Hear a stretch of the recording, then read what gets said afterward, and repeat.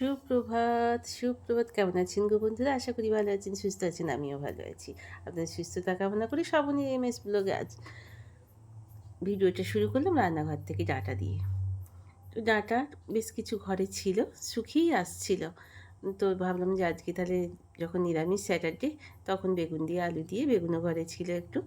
তবে বড়িটা ছিল না, জানেন তো, ডালের বড়ি বলুন আর আপনার অরিজিনাল কলার ডালের বড়ি কোনো বড়িই ছিল না। একটু মশলাটাকে যেমন ঘরে যেসব মশলাগুলো থাকে সেই সব দিয়ে একটু বাটিতে আগে ভিজিয়ে রেখে দিয়েছিলাম, যেমন জিরে গুঁড়ো, একটু ধনিয়া গুঁড়ো, হলুদ গুঁড়ো, লঙ্কা গুঁড়ো। তো চলুন এবার তরকারিটা হতে থাকুক আস্তে আস্তে।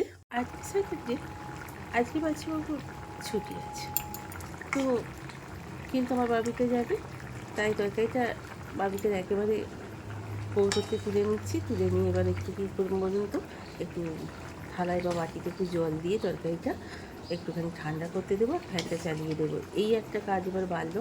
এই শীতকাল ছিল, বড় ভালো ছিল। এই গ্রীষ্মপ্রধান দেশে আমাদের কতই না ঝকমারে, কত ধরনের কষ্ট হবে। তো শীতেতে এক ঠান্ডা লাগে, আর এই গ্রীষ্মে ঘাম জমে জমে আমাদের রান্নাঘরে ভীষণই কষ্ট হয়। তো চলুন, তরকারিটা ঢেলে নিয়েছি। তো এবার একটু ঠান্ডা জলে টেবিলে দিয়ে দেবো, দিয়ে ফ্যানটা চালিয়ে দেবো। তো চলুন, এখানে রান্না করতে করতে বেশ কিছু বাসন ঝপঝপ করে মাজা ধোয়া হয়ে গেল। তো চলুন বাসনগুলোকে সরিয়ে রেখে দিই।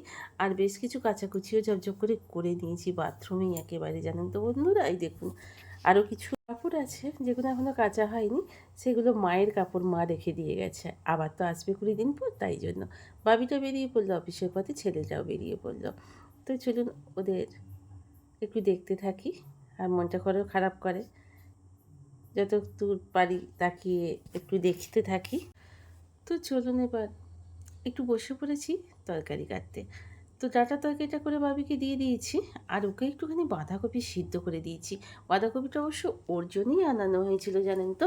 ও বলেছিল মা একটু বাঁধাকপি সিদ্ধ করব, সিদ্ধ করে দেবে। তো এই সময় বাঁধাকপি সিদ্ধ খেতে ভীষণই ভালো লাগে, একটু লঙ্কা, একটু কাঁচা সর্ষের তেল দিয়ে। তবে কী বলুন তো, এখনকার সর্ষের তেলটা তো বেশ ভালো নয়, কিরম বিশ্রী একটা কালার হয়। তো চলুন, ছেলেটার জন্য আলু ভাজা ডালও করতে হবে, মুগের ডাল, আর আলু ভাজা করে দেবো ওকে। আর ও যা বলবে দুপুরবেলা সেটা করে দেব। আর আমাদের জন্য আজকে এই মেনুই হবে, ওই ডাল আর বাঁধাকপির তরকারি আর ডাঁটার তরকারি। তো চলুন কোটা বাটাগুলো ঝপঝপ করে কেটে নিয়ে রান্নাটা করে নিই। আমার স্নান টান সব কমপ্লিট হয়ে গেছে, পুজো টুজো সব হয়ে গেছে। চলুন বন্ধুরা, তরকারিটাও হয়ে গেছে, বাঁধাকপি তরকারি কিন্তু এখন বেশ ভাত খেতে ভালো লাগছে। নিরামিষ তো একটুখানি হিং দিয়ে দিয়েছি, জানেন তো, যে কোনো তরকারিতে নিরামিষ যদি একটু হিং দেওয়া যায় তাহলে একটু কি সুন্দর একটুখানি আমিষ আমিষ ফ্লেভার আসে, ভীষণই খেতে। এটা আমি শিখেছিলাম আমার ছোটো মামার কাছ থেকে। আমার ছোটো মামা খুব ভালো রান্না করতেন।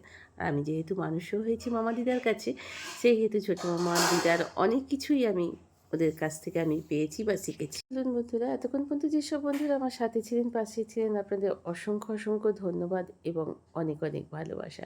যেসব বন্ধুরা আমার চ্যানেলে পুরনো, তাদের তো অনেক অনেক আদর এবং ভালোবাসা।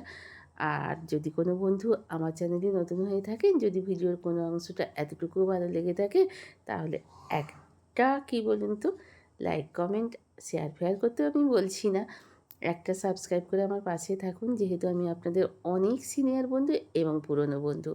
তো যাই হোক, বন্ধু বিনা বাঁচা নাহি যায়, ওই যে বললাম না।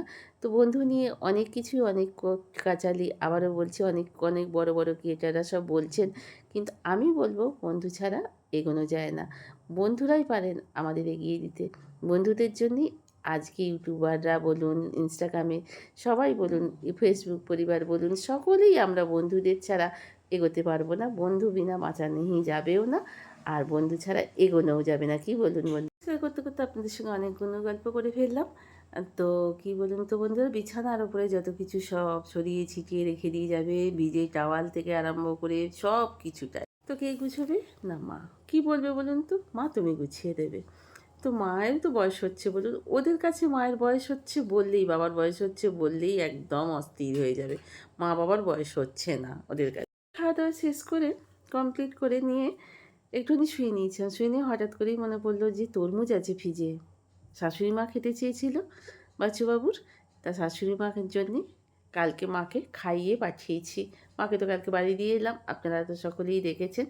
তো চলুন বাবাকে বাবা নিচেই শুয়ে আছে, বাবাকে কিছু দিয়ে দিই, কাঁটা চামচে করে দিয়ে বাবা খেতে ভীষণই পছন্দ করে। আর বাবা আজকে বলেছে বিকেলবেলায় যাবে, বাবাকে বেশ কিছু কাঁটা চামচ কিনে দিতে হবে। বাবার কাঁটা চামচগুলো একটা একটা করে যেমন হারিয়ে যায় আর কি, সংসার করতে করতে অনেক জিনিসই তো হারিয়ে যায়, নষ্ট হয়ে যায়। তো চলুন এবার বাচ্চাবাবুকে দিই আর বাবাকে দিই। বাবা ওই দেখুন নিচেই শুয়ে আছে। তো বাবাকে দিলাম, এবার আমরা দুজনে এটা থেকে টাকাস টাকাস টাকাস টাকাস করে কাঁটা চামচ দিয়ে খেয়ে নেবো। এই প্রচণ্ড গরমে আহা, এই তরমুজ মানেই দারুণ সুন্দর আরাম লাগে, কী বলুন বন্ধুরা। কিন্তু আমার মেয়েটা খেতে পারছে না, ওকে দিলে গরমে নাকি নষ্ট হয়ে যাচ্ছে বলছে, তাই জন্য মনটা খুব খারাপ করে ওকে না দিয়ে কোনো জিনিস খেতে। কারণ আমাদের কী বলুন তো, কাউকে না দিয়ে খেতে একদম ইচ্ছা করে না, বিশেষ করে সে আবার যদি স্বামী সন্তান হয়। তো চলুন, আমি একটা চামচই নিয়েছি যেহেতু, তখন নিজেও একটু খাই আর বাচ্চাবাবুকেও একটু করে খাইয়ে দিই।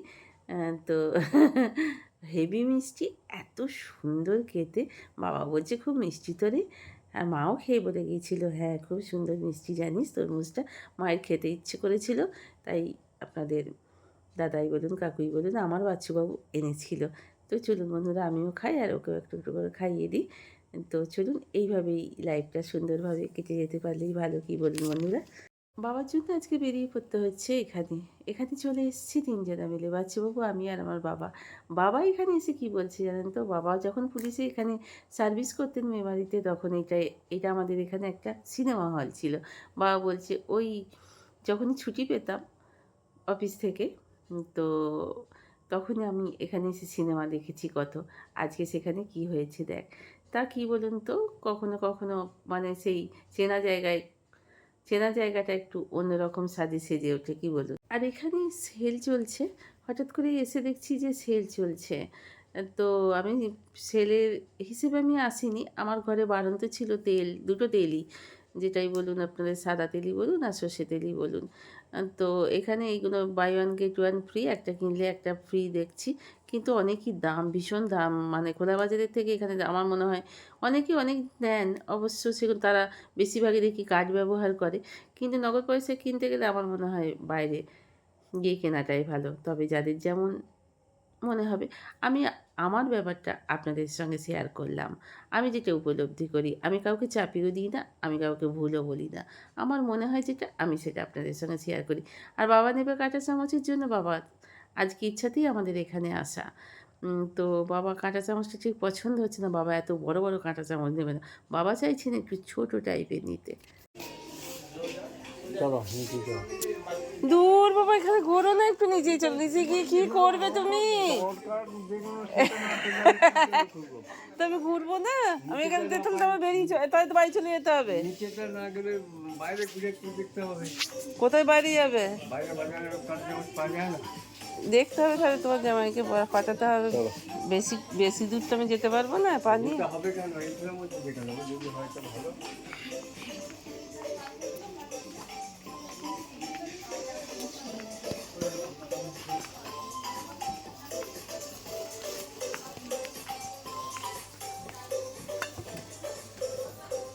এইগুলো একটা কিনলে একটা ফ্রি, একটা কিনলে একটা ফ্রি বোধ হয়, মনে হয়। দেখো ঘটিগুলো কি সুন্দর, দেখো এগুলো বোধহয় একটা কিনলে একটা ফ্রি মনে হচ্ছে। এগুলো হয়তো buy one get one free, এগুলো দেখেছো, লেখাই আছে। বাজার থেকে বেরিয়ে বাবা বলল চপ সিঙ্গারা খাবো জানিস তো। তো চপ, বেগুনি, ছোলার টোপা এইসব খাবো। কিন্তু আমি খেতে বসবো তার আগে দেখি এখানে বেশ সুন্দর ফুলের সব আর্টিফিশিয়াল ফুলগুলো দেখতে পেয়েছি। আমি এদিকে আর্টিফিশিয়াল ফুলগুলো দেখছি, আর বাবা এদিকে চপ, বেগুনি আর ছোলার টোপা কিনতে শুরু করে দিয়েছে। যে জামাইকে মেয়েকে এটা কিনে দিচ্ছে, এটা কিনে দিচ্ছে, এই করছে বাবাটা আমার, জানেন তো। তো বাবার সঙ্গে বেরোনো, সেই বলে কি বলছে বলেন তো, ছোটোবেলাকার মতো মনে হচ্ছে। মিষ্টির দোকান থেকে দাঁড়িয়ে পড়ে কালো জামগুলো তিনজনে তিনটে খেয়ে নিলাম, 10টা মতো মিষ্টি নিয়ে নিলাম, গরম গরম রসগোল্লা। তো চলুন বন্ধু বাড়ির দিকে যাওয়া যাক, আজকের মতো শেষ করলাম। ভালো থাকবেন, সুস্থ থাকবেন, অল টাইম হাসি খুশি থাকবেন। Good night.